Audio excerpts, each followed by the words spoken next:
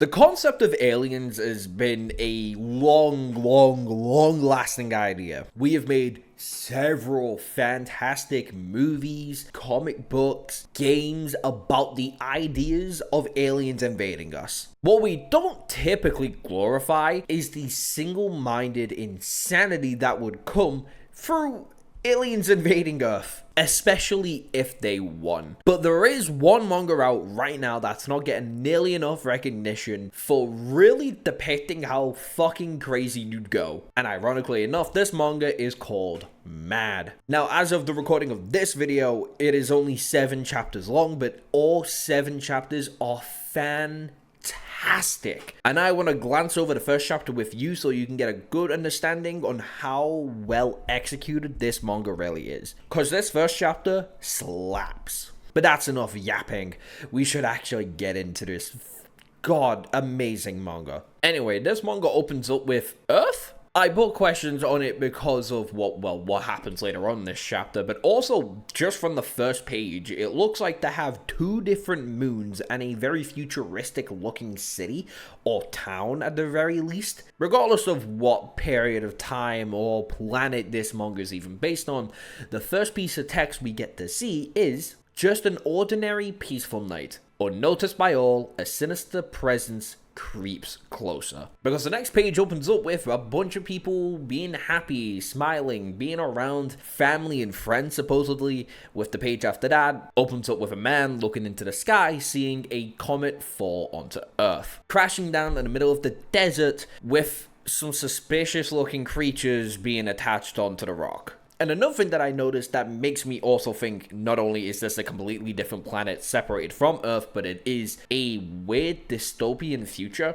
is that if we take this first page very literally, then it shows us a massive mountain range with only 3 towns and or cities to boot. At least noticeable enough to be in viewing range of where we are, which is honestly quite shocking. Either these towns are tiny or these mountain ranges are fucking humongous. Anyway, if we do a little bit of a page flip, we get to see a xenomorph looking creature. At the very least, we see 2 distinct looking animals. One's more of a serpentine, worm-esque animal, and the other being a closer animal to a xenomorph than anything else I can really think of. And then the next 2 pages are just a man covered by dead people, just to then zoom out onto a big screen showing a slightly destroyed city, with text saying, with the terrible ferocity coupled with an overwhelming rate of reproduction, our planet was conquered in a blink of an eye. To those who yet live, I bear a message. Spend what time left you have with your loved ones. Leave no regrets. Now, to be very blatant with you, I have read all 7 chapters. I have been very much dedicated to this manga since its chapter 1 debut, and leave no regrets might just be a massive thematic threshold for this. In the same vein that living with hope is also just a very blatant message that this manga is trying to tell you, especially with this 2-page spread, which also has the text, how will humanity survive on an Earth devoid of hope? Well, I guess that answers my question whether or not it's a futuristic planet. But as you'll soon see, the main protagonist literally just keeps moving because of hope, but that's getting ahead of ourselves. We should just first appreciate this 2-page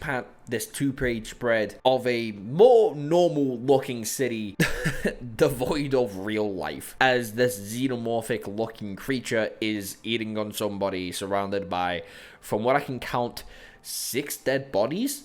No, this art style's kind of getting into my head, I can't lie. Regardless, that's just the epilogue. We've actually haven't even bothered getting into the first chapter yet, which opens up with a viewpoint of a farm, and where if you immediately go to the next chapter, to be honest, I don't know whose point of view this is. I can't tell if this is Emma or John, the protagonists of this first chapter anyway. I think it's John having a memory because he does wake up crying, so we can just stay with that. Anyway, these are our protagonists of this chapter. Mr. Cryboy, John, and hopeful Emma, waking up to carry on this voyage with this group of randomers they found, trying to find a safe haven, and this group being led by the leader, Ethan, asking if Emma and John are ready to carry on this little voyage to this safe haven that they've ended up finding on this weird GPS thing that Ethan's got. With someone else saying, we picked up a signal this morning. It came from about 50 kilometers away within walking distance. Them not really knowing where the signal is coming from, you'd obviously be a lot more speculative on what's going on. With pretty much everybody questioning Ethan whether or not we should even go to this signal because it might just lead to their demise. And Ethan's only counterpoint to this is a heart-inspiring speech to bring people hope in the carrying forward. Specifically saying, we've been on the road for a while now, continuing to march on blindly like this is dangerous. Not to mention we're almost out of food. The way things are going, we'll either starve to death or be killed by them. I know it's risky, but I want to take a chance on this signal. With the young girl who was questioning him before, then apologizing, and everybody carrying on their journey. But John seemed to be disconnected from this whole speech, not really caring. Another thing about John, he's an amputee. He only has one arm on him so far. Kind of living this Edward Elric kind of lifestyle, you know? Just several years older. Maybe even double Edward's age. But looking at least triple. But in this landscape, I don't even blame him for looking that bad. Anyway, we see this group of people walking through this desolated desert, following this signal for many kilometers, only being stopped by this ravine which they need to start walking around. Almost everybody starts walking around it. Only John rarely stops, talking to his little sister, wondering how high this ravine even is. But we can't be too cozy in this sci-fi thriller, cause John immediately gets thrown to the wall by Ethan telling him to be quiet, saying the signals that they were picking up just a couple minutes ago were not human, demanding everybody do not make a sound, and we immediately see this weird animal with some horns, which immediately gets unveiled to be something, certainly. Seriously, what the fuck is that? A goat duck? Is that a goat duck? It's got a beak, but it's also the shape of a goat. I have no idea, man. Regardless, it scares the shit out of everybody, and they start making a joke about it, taking years off their life with how scared they were. Anyway, with that behind them, they go and find a cave because it starts turning nighttime, and they all start, making up some chatter, start eating up some food. With this one guy looking towards another character called Pops, who used to be a chef, apparently. With the guy specifically asking for a gratini? The fuck's a gratini?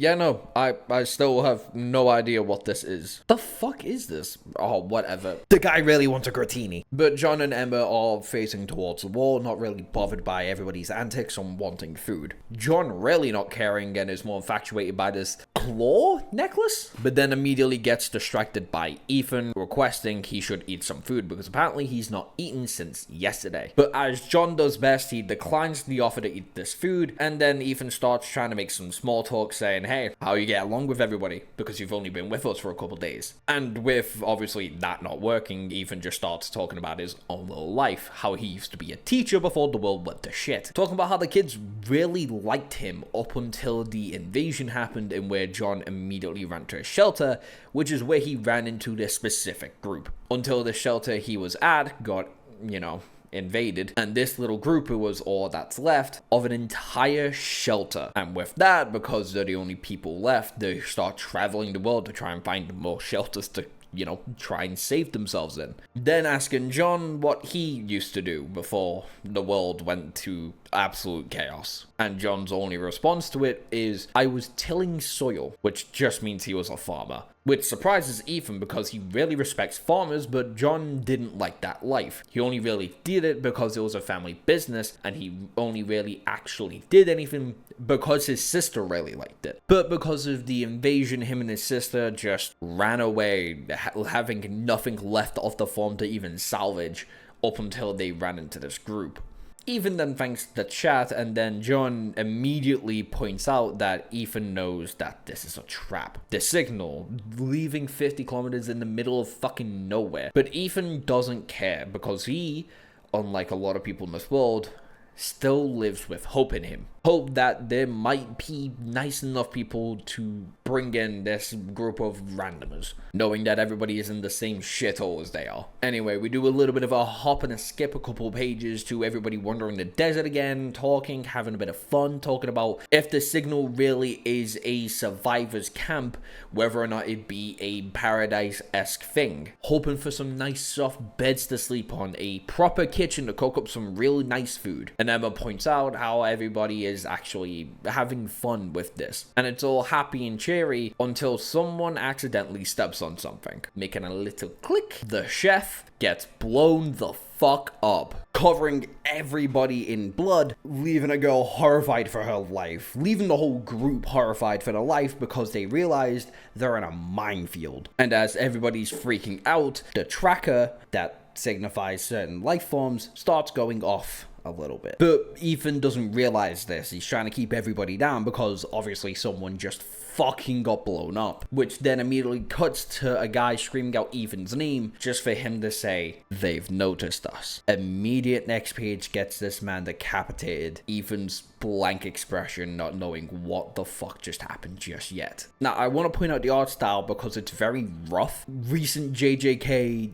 and Chainsaw Man level chapter rough drawing. And just like them in the context of their stories, it really fucking works here because of the immediate flash to attention. It just makes it so much darker if it was like really well drawn, or even if it was okay-ishly drawn. No, it's very rough around the edges, and it just makes it feel so rugged and rough. Regardless, we see everybody's reaction to this, what killed that guy, and it's the alien. Again, no specific name given to them, they're just called the aliens, and we get to see this whitened out shot with a black background of just its face, and fuck me, is it ugly. This looks like a Persona 1 like endgame monster, kind of ugly. If you know, you know. Regardless, everybody's in shock. Ethan goes from quietly saying run, realizing what's going on, to immediately shouting it, screaming for everybody to run for their lives, which happens, but that just makes them slightly harder prey to catch. And they run, they all run, but that means nothing to these aliens, as one by one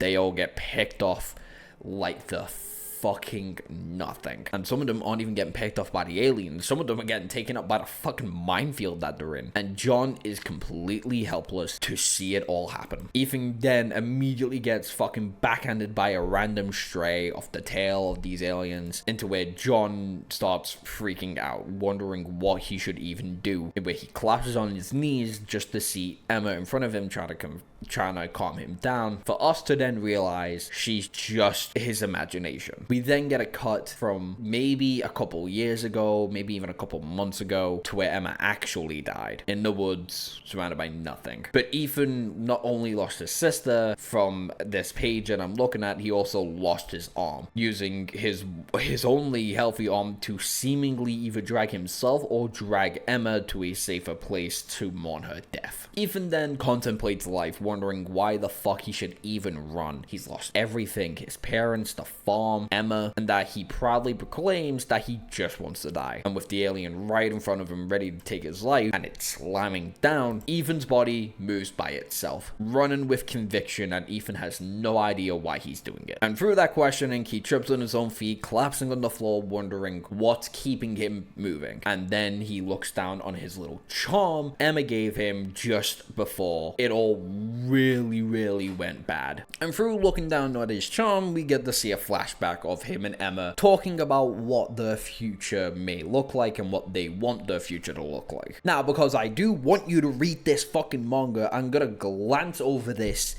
straight back onto the present pretty much, because this is pretty much the crux of of John's entire character. Why he keeps running away, why he holds on to this little charm that he wanted to throw away, what Emma really meant to him, and what are Emma's ambitions, and why they lead on to John's ambitions later on in this chapter and later on in the manga. It's only 12 pages out of this 128 page first chapter, so it's not gonna take up a lot of your time, trust me. You might as well just go read it for yourself. Anyway, back to the present. John's looking down at his little pendant that Emma made for him just to look up at the alien that was killing everybody, well, one of the aliens that was killing everybody, with a new look in his eyes. With him and the alien eyeing down each other, Ethan then slowly picks up the little staff that he's got in his backpack, whipping it out, ready to fucking brawl. And honestly, this one page, and where Ethan's crouched down with the stick in hand and the alien looking at him, looks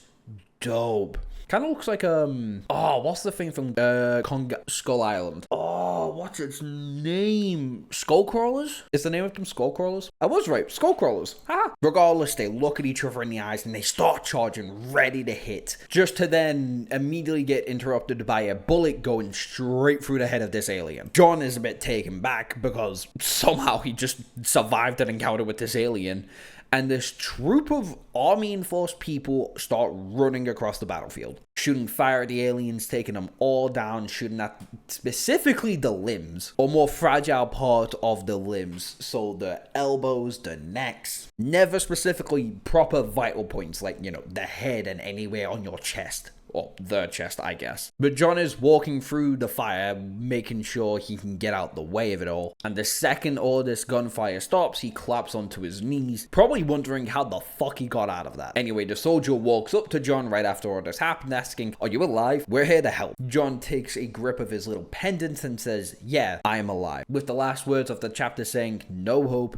no future, but we march on." And boy, does it get so much interesting by chapter 2 and 3 and 4 and 5 and 6 and 7. Oh my god, the ending of every fucking chapter slaps. Itching for a chapter 8 to come out because I need this. By the time J.J.K. officially 100% ends, will be my third anticipated manga that I'm going to be waiting for every fucking release. Because right now, it's Jujutsu Kaisen, Kagurabachi, Sakamoto Days, and Mad. And number 5 is Kaiju. But Kaiju might just jump up a spot. Maybe. Mostly because recent chapters of Sakamoto Days haven't been really doing it for me. But regardless, this chapter was fantastic. And frankly, you should go read it for yourself because I have glanced over a lot of it. And I know it's 128 pages long. And I know chapter 2 is 66 pages long. But through each subsequent release, the chapters range from, I believe, 20 to 30. Yeah, the chapters range from 30 to 40-ish pages. Bi-weekly? I think it's a bi-weekly. I'll be honest, I don't know. I kind of just check the app every Thursday to just get an update on what's going on. Every Thursday and Saturday. Regardless, that was the first chapter of Mad, and I really do hope that this gets you to read Mad from this point onwards. It deserves the love. And to be fair, it's got viewers behind it. I believe as of right now, chapter 70's got about 80,000 views, and this first chapter has about 300,000, but it deserves so much more. The world building from these chapters later on are so fucking cool. Characters that get introduced later on are so goddamn cool. The moral questioning, the answering of what the aliens might even be, the relationship to humans and other alien species kind of get answered. Frankly, it's sick. What else would be sick is you hitting the subscribe and like button and commenting down below how you think about this chapter and the later chapters going on, because that'd be so fucking great. It'd be so cool if you did that. Anyway, it is 8:30 and I've got to get this done so it can be posted within at least 2 days. Thank you and goodbye.